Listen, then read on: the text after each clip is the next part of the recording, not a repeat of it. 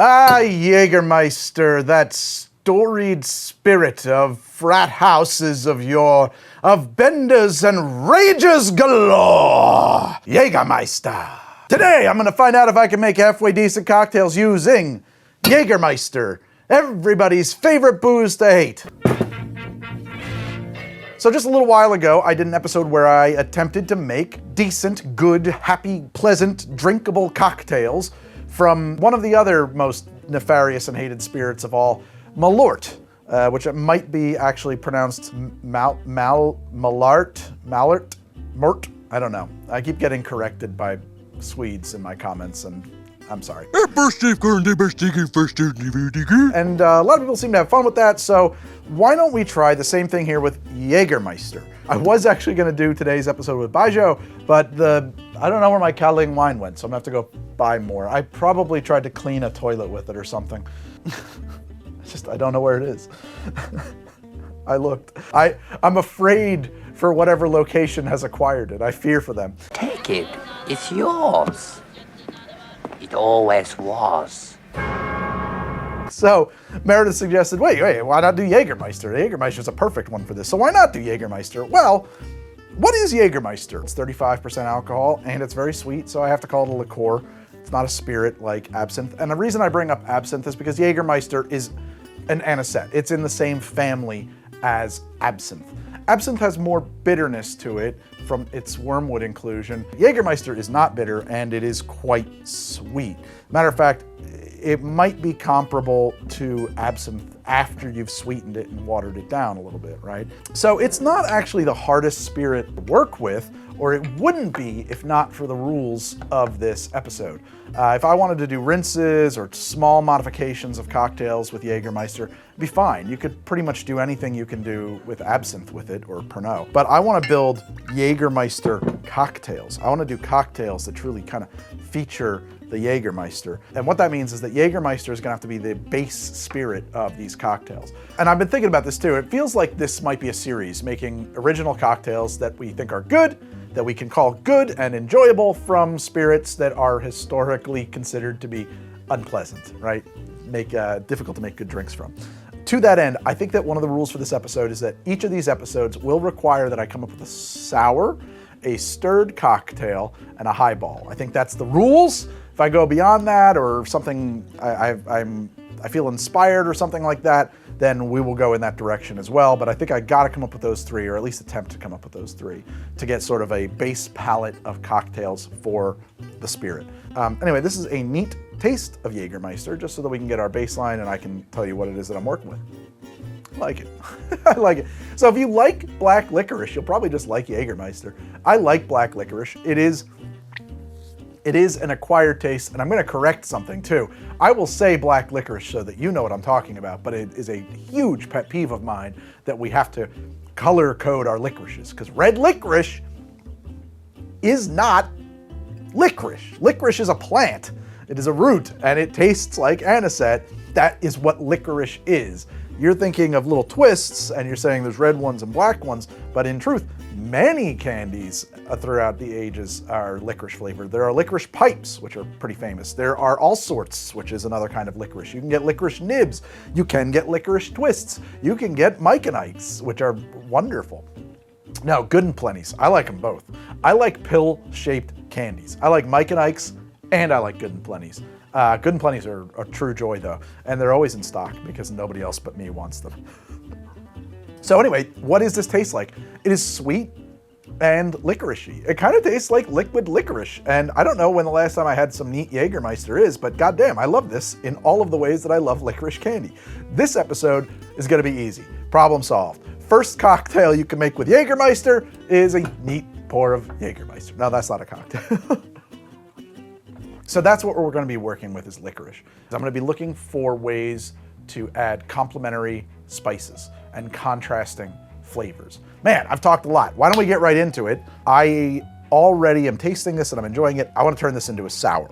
Now, I think I can do this right off the top of my head. I think it's gonna be very, very easy because we can make something that follows the formula of a last word using this, right away. I did an episode a little while back on the last word as a formula that you can make almost any drink from. You can invent cocktails left and right using it as long as you understand the formula, which is that there's an herbal component, there is a sour component, there is a sweet liqueur component, and a base spirit, right? So what we're kind of confronted with is that the Jägermeister, it is sweet. So in some ways it takes the role of the Maraschino in a last word. And it is also herbal. And so in some ways it takes up the role of our chartreuse in a last word. So think of it as half of each of those. So I've split my sweet and my herbal. Half of my sweet and half of my herbal is coming from Jaeger. We'll cover the other component of the herbal with this. So if this is a 1 ounce pour, this is a ½ ounce pour. Now I need a ½ ounce pour of something else sweet. It could be maraschino. That would be easy, but I kind of want to get even weirder with this. Where'd that Kraken go from the last time we did this? Because I did something with Kraken last time, and I don't know, it was just so silly that I kind of want to do that again. There it is. This will be the other half of our sweet. So we've got our sweet and our herbal. Now we need a sour component. I think I want to do lemon. Okay. And now let's also say that this is half of our base spirit.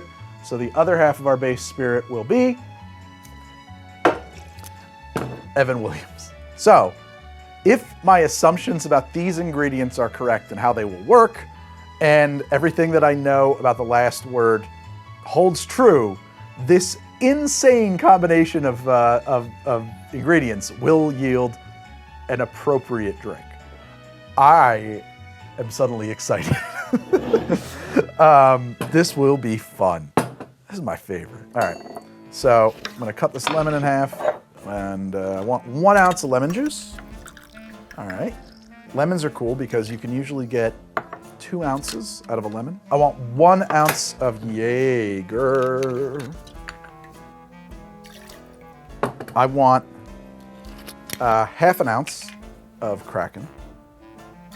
I want, where's that big bottle? There it is. ½ an ounce of Angostura Bitters. I get these big bottles and I tear the woozy cap or the dashy cap, whatever you call that thing, off so you can do your big Ango pours.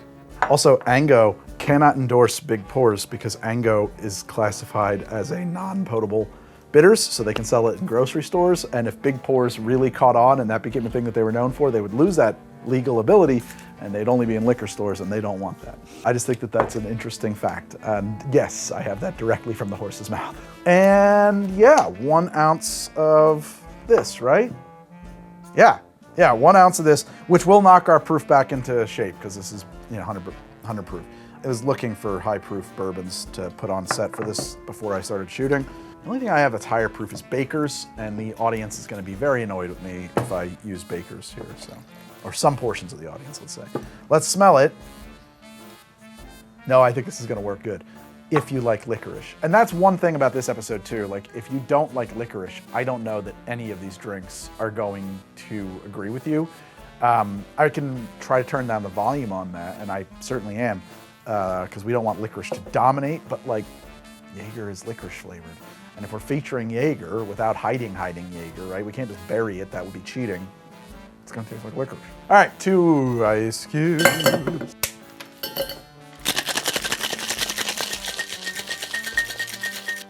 This drink might be undersweetened. I'm kind of relying on the Kraken to bring at least perception of sweetness, so we might have to adjust that, the sweetness here, but we'll see. That's cool. I would garnish this with an orange twist, but I'm all out of oranges. All right, let's give it a taste and see what name it inspires, or if it needs to go right down the drain. Wow, that's interesting. It is undersweetened. Let's add a ½ an ounce of simple here. Let's do that because I actually think this is going to be good. It's just the Kraken isn't bringing enough sweetness with it. So I'm just going to put a ½ an ounce in there, and we're going to reshake this. Wow, I'm gonna jostle it because somehow these are stuck together at the moment. A little jostly. Okay.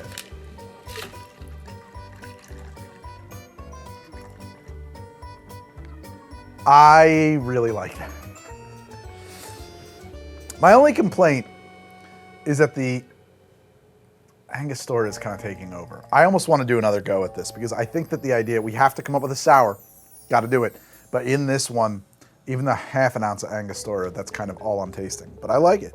It's just that all of those other things that we added to it are kind of buried. Quickly, what does it taste like? Well, it tastes like Angostura, it tastes bitter, it tastes sour, has some lemon in it. It's well balanced. It has a lot of clove. The clove is coming to the fore here, but like I'm not actually getting any Jaeger, which is crazy because I put a lot of Jaeger. Let's try that again. I need another glass. Awake, sleepers. I ask you, do you spend each night laying in bed, clutching desperately to your waning consciousness as it ebbs its way toward that impenetrable twilight boundary? Be not afraid, because this episode is sponsored by Helix Sleep. Helix Sleep makes premium mattresses for you to lay your empty vessel on whilst your soul travails astral planes. Be not afraid, because these premium mattresses are matched to your specific needs. Helix Sleep accomplishes this task through the application of the simplest of quizzes, the merest few questions that will lay bare the intricacies of your sleep habits. Through this quiz, Helix has determined that I am a semi-side, semi-back sleeping hybrid, and have thus bound me to the mattress that they call the Midnight Lux. I have found it to be a most adequate conveyance for my wandering soul unto the land of Nod and beyond.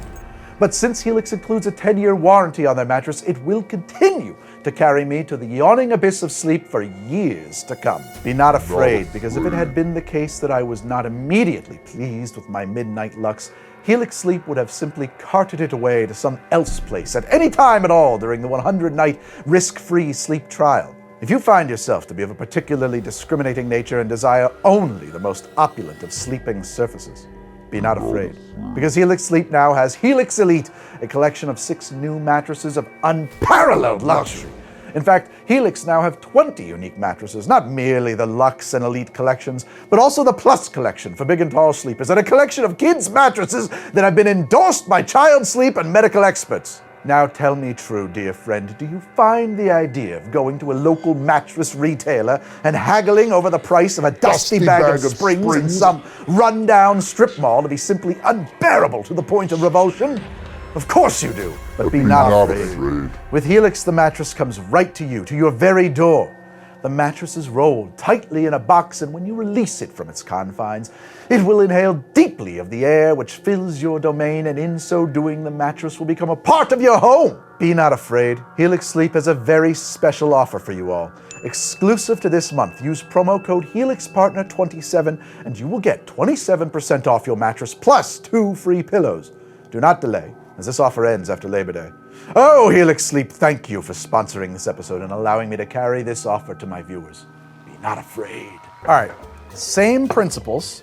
We're going to start with 1 ounce of lemon juice. I think that for some reason I thought that we would need the kind of spicy herbal components that a big pour of Ango would bring, but it's already getting enough herbal kind of components from the Jaeger. Yeah, I don't know where I was going with that. That was off base. I don't think that's a failure of the formula. I think that's a failure of my classification of the ingredients that are going into it. The formula is good. All right, we got that. Let's get our ounce of Jäger. Boom. Let's do the ounce of Bourbon. Without that big pour of Angostura, I don't know if we're going to need something that is more sweet. Like we won't need the simple syrup. Yeah, let's do the ½ an ounce of Maraschino. So that's half a measure of Maraschino. Normally a last word would have the whole ounce. It'd be all equal parts. In this particular version, we're going to do a ½ an ounce, which is a huge pour in almost any drink. That will bring a certain amount of sweetness and also another dimension in flavors. And then this guy is 94 proof. Do we need this? Let me see. Maybe I was wacky with that. Maybe I was just wacky. Too wacky. You're such a wacky guy. No, I mean, honestly, this is a very loud flavor, but with the presence of everything else that's in here, it's just going to get buried anyway and add unnecessary components. I'm actually just going to taste this and see if I can figure out if it's missing anything.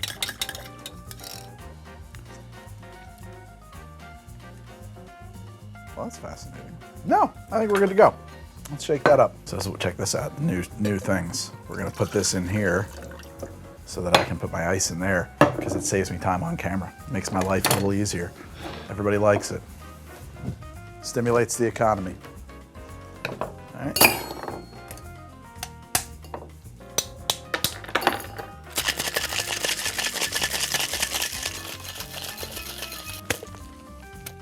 And away we pour. Not a fan of the color, but let's see what it tastes like. Prost. This is nice. Oh, yes. Yeah! Nailed it. I like this. Oh my God, it's a gift that keeps on giving. There's just like note after note. This is great. This is exactly what we want to do. So we've created our first cocktail on this episode. That's a Jäger Sour. We need a name for this. It's a variation on the last word. I'm gonna call it a stag hunt. Stag party is a thing, that's what they call a bachelor party in England, and I feel like bachelor parties are fratty events, and therefore Jaeger is appropriate to refer to stags.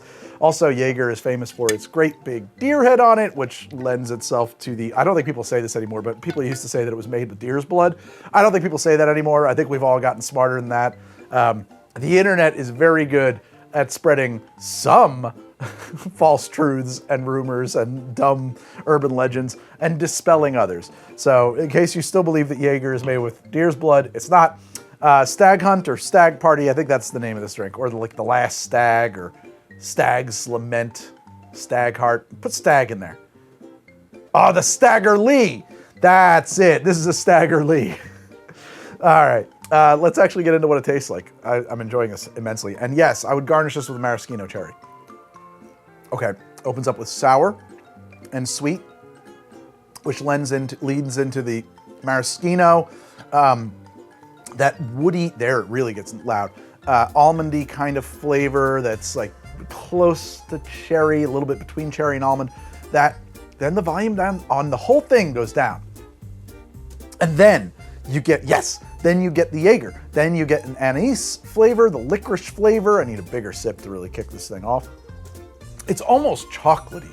The Jaeger plus the maraschino. The bourbon, I couldn't pick it out of the lineup.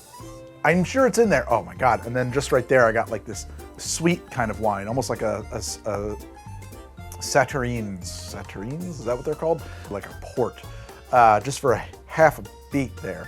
I don't know that the Evan Williams is cutting through at all, to be perfectly honest. But it is providing a base to this. I assume that what it's doing in this drink is, first off, it's providing proof and volume. And I can only assume that it's providing some of the bottom notes of this, not like the higher floral notes, but like, I think it's in there as part of the foundation of this whole flavor profile. I love this drink. I'm very happy with the way this came out. And you know what? I think that the Jaeger, the volume is turned down enough here. First off, it can't not be featured because it's equal parts, right? So we can't say that this isn't a Jaeger cocktail, even though the final flavor profile here is something that's like a new flavor, a synthesis flavor from all of these things. It doesn't taste loudly like Jaeger, but I do think that here in this particular drink, we've taken the Jaeger and turned down the volume on its licorice notes enough that even if you don't really like licorice or if you hate Jaeger, I bet you won't hate this drink. Or at the very least, there's a chance you won't. In matters of taste, the customer is always right. All right, now I have to do a stirred cocktail that features Jaeger, which is going to be something of a challenge. But first, I want to let you know that How to Drink is funded by viewers just like you, who have elected to check out my Patreon and join. You know, if you join my Patreon, you're gonna get access to this episode without ads. Additionally, there will be a secret cocktail, a fourth cocktail at minimum, that will go over there on Patreon that you won't get unless you're a subscriber. Over there, you will also have access to our private Discord server, which is pretty cool, and a lot of people love it, and there's a great community there, and a wonderful mod, Dennis, who runs it. You will also have access to behind-the-scenes content. I'm building a whole new set right now that I can see right over there, and everybody's been checking out my light tests and the prop builds and all that stuff. So if all of that or any of that sounds interesting to you, please check out my Patreon. It is so important to the survival of How to Drink and my ability to keep making this show. I'm not trying to complain, but revenue on YouTube, particularly since January 1st, has imploded? If you're a YouTuber and you're experiencing something similar, please let me know. I would love to compare notes. We're having a great time over here. Had a drink. And without our Patreon, we will have to go off the air. So if you love this show and want to see it continue, check out the link in the pin comment below or up here in the corner. Take a peek at my Patreon. I'm sure there's something over there that you will love. And if you can find it in your heart to keep me making this show, well, I'll appreciate it forever. And to my existing patrons, thank you so much for making all of this possible. So a stirred drink in this case will be something like a Manhattan, something like an El Presidente. Those are going to be really tough acts to follow when working with Jägermeister. So let me think about this. I don't think there's a roadmap for this drink. I think we're creating mostly from whole cloth here. One foundational thing I would think of is that we won't want to use vermouth because Jaeger is bringing components that are in vermouth. So skip the vermouth. Maybe an Amaro, maybe Chinar, maybe that could be a component. Greg is off the camera. He shouldn't be talking. All right, I grabbed a couple bottles here. Let's see. That might have been nice. Everybody knows that as much as I love Angostura Bitters, I love Amaro de Angostura just as much. Spicy? Oh, it smells like chocolate. Oh, it smells like that good spicy Mexican style hot chocolate. No, what I was just thinking though is Laphroaig. What if we go smoky and scotchy? Ooh, ooh, ooh. Gotta have 3 components to make it a cocktail. It's not gonna be a sour, it's a stirred drink. We've got our big modifier. We're gonna do a reverse, right? It's like a reverse Manhattan. So it's mostly modifier. So for spirit, we wanna go with something that has got the oomph, and that's right here. Orange bitters. Oh yeah, I think so. And Pecho? As I spill it on my hand. No Pecho. Is there anything else I need in here? Orange bitters. Let's get so weird with it. No, I hate Galliano. Why would I even think of it? I just feel like it needs 3 things. Use one more thing, right? Because like a Manhattan is vermouth and rye and bitter. Oh no, we can do 2 things. This is like another case where I really wish I had oranges today. I just don't. It's almost like having one hand tied behind my back, which just makes this a little bit more fun, actually, now that I think about it. One of my favorite things is to have one hand tied behind my back. No, that's not true. 1.5 ounces. If it makes you watch, it's true. 1.5 ounces of Jaeger. I did it all for the lookies, which is, wow, I just came up with that. That's the clicks, but the looks, the lookies. I did it all for the lookies. I feel like the young people, Gen Z, you're like unironically into Limp Bizkit. I got into Blue Oyster Cult when I was in high school, and I think I got a lot of weird looks from boomers who were like, really? Blue Oyster Cult? and now I'm looking at you if you're into Limp Bizkit and going, really? Limp Bizkit? Let's do half an ounce of Laphroaig. Big loud pour of that peaty Scotch. Let's do 2 dashes of orange bitters. Let's see what we got. Oh my God. The smell is divine.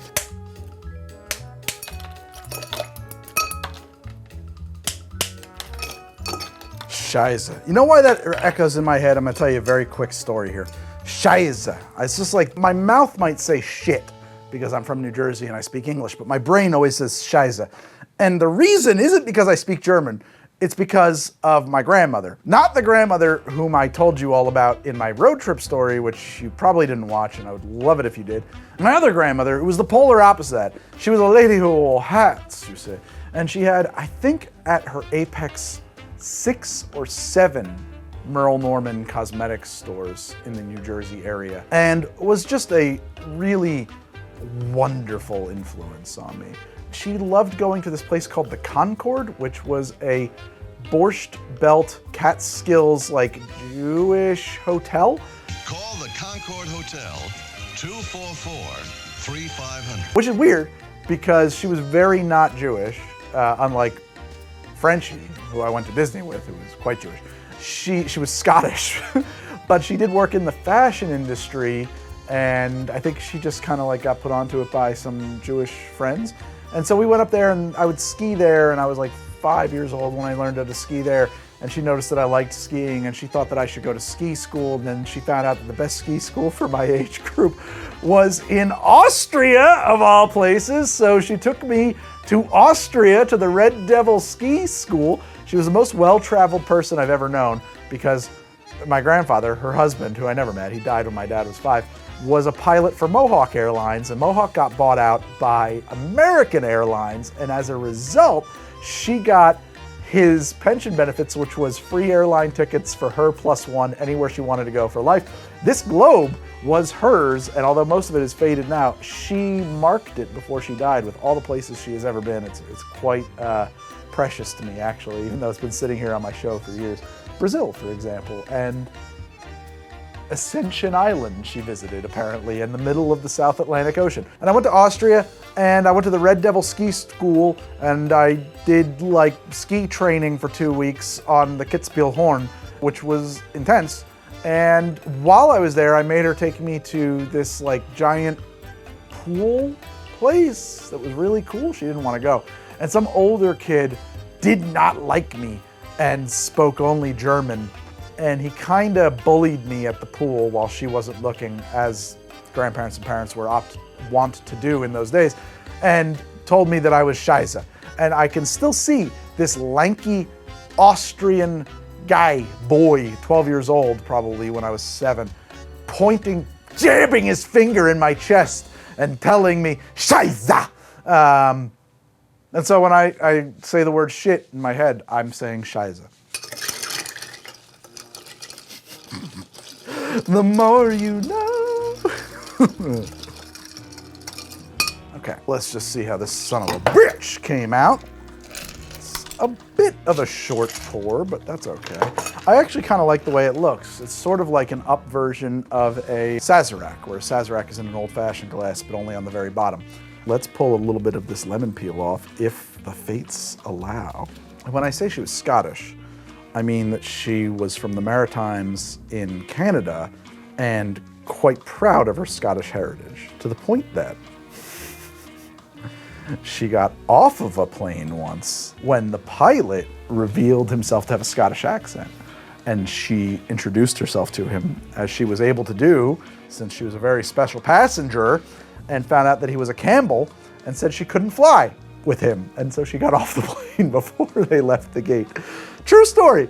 Was a wonderful experience watching Mad Men with my wife when some Campbell hate around Pete Campbell came up. It's some stupid story. It's 300 years old. You should know that his clan took advantage of the gift of hospitality and murdered my ancestors while they slept. The king ordered it.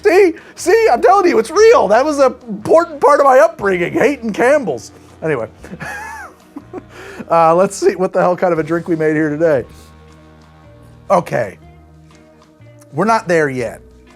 The Jaeger is unfortunately a scotch lost here, but the Laphroaig is so wonderfully moderated. You know, Laphroaig is a great scotch, but it can, and I'm sorry I'm putting an American accent on that. I'm sure it's like Laphroaig, Billy Connolly kind of pronunciation.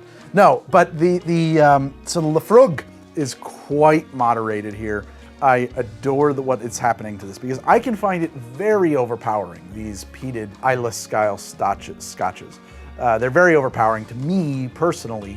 They just feel a little bit like an attack. I have to be in a very special mood to want to sip them. Here, we've taken that profile and we have elongated it so we have stretched it like taffy across the room. And you get this unfolding of smoky components in a sequence. Whereas instead of arriving all at once, they kind of wait their turn, and you find out, I find, in this cocktail, that Laphroaig is a huge thing of smoky, salty, band-aidy components that don't need to all be one thing at one time. You can experience them over time.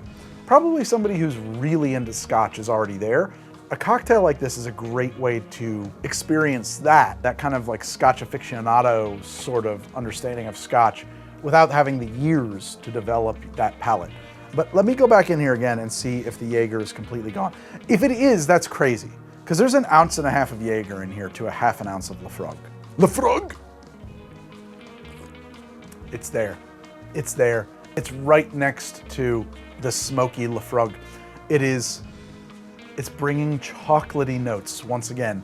Those kind of bitter, dark chocolate coffee notes, actually. The combination between the smoky Laphroaig, I'm probably saying it wrong every single time now. And the combination of that with the Jaeger is actually kind of expressing itself like a coffee, almost like a mocha. Actually, you know what's really interesting is that when I did a Puss Cafe in one episode, which is a layered, tall, shot glass kind of cocktail, but the idea is that you would sip it with coffee. It was like a French thing, and that each sip would deliver a different liqueur as you worked your way through the layers, one of which was chartreuse. And I found out that chartreuse and coffee go together so well, so incredibly well. It was like magic in my mouth. This is very similar, this combination of Jägermeister and Laphroaig. And it's getting to sort of the same place. There is still a licorice component here. We are still getting that anise kind of note. I've developed a very formalist approach to cocktails, where I am pulling the flavors apart, and in my head I'm saying, aha, yes, this has a long evolution, this has a correct balance, this has a number of different flavors that are coming to the fore and taking their turn, saying hello, saying their goodbye, being replaced, and there's a lot here to chew on, so to speak, as far as a cocktail goes, right? That does not necessarily mean that I am enjoying this cocktail in a subjective way, in the way that like you throw a ho-ho into your mouth and say, that's delicious, I love that thing. Or the way that a bowl of ice cream is delicious, right? Like it's sweet, it has flavor, you don't really need to think about it, right? But with like this, in an effort to be objective on the show, I feel like I've kind of developed a palate that allows me to do that.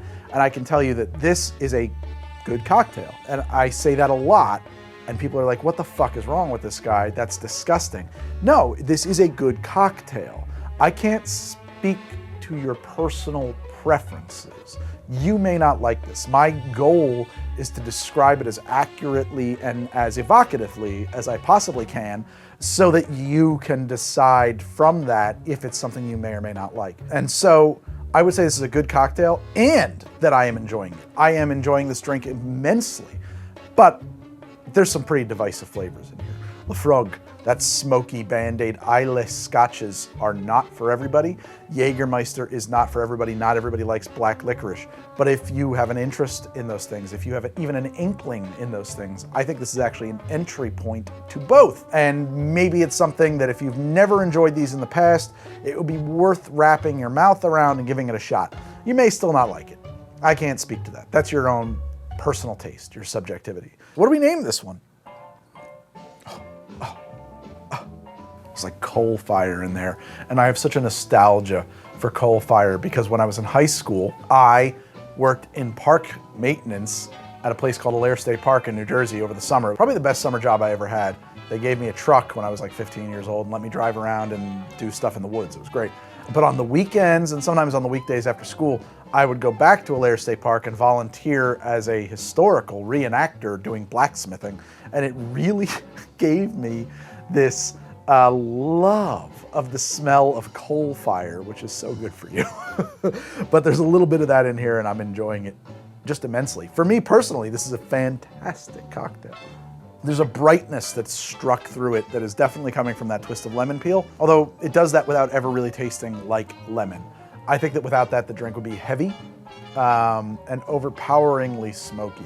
We are rounding the edges off on that. Okay, so I'm sorry, we need a name for this. I was talking about my grandmother. I was talking about about blood feuds. Oh, blood feud. Let's call it a blood feud. There's absolutely no reason to call it that at all. It's just a good name. No, there is a good reason to call it that. Because of the mythology that Jägermeister is made with deer's blood, and of course the association with Highland clans and Laphroaig, even though actually this is an Isla. Isla, are they Highlands people or are they Lowlands people? I'm not sure. I assume Highlands. I'm not up enough on my Scottish ancestry, heritage, or geography to answer that question. Tell me in the comments. So we're gonna call this a blood feud. Be fucked, ye lousy Campbells. Okay, so we're gonna do a highball. We're gonna go with Jaeger. We've done Scotch, we've done Bourbon. I tried rum. I'm sure I could do something with rum, but I think I'll save that for Patreon. I've done smoky, so we're gonna skip the mezcal. I didn't bring gin. I think I made this mistake last time too. But I probably need some gin. Okay, so we got gin and Jaeger. That's herbal and herbal. We need a little sweet. Jaeger brings some sweet. We probably need a little sour, and since I'm out of lemons, I'm gonna go with lime. Why not? We probably need mint. Do we dare I use the mint? I think a mint garnish actually would be pretty nice. A mint garnish is not a visual garnish. It might be visual, but it is a functional garnish because once you put those bouquets of mint on top of a drink, that aroma becomes part of the flavor. And I really like this idea. Is there another thing that we might want in here? It's hard to say that I would because Jaeger is such a huge flavor, a chutzpah flavor.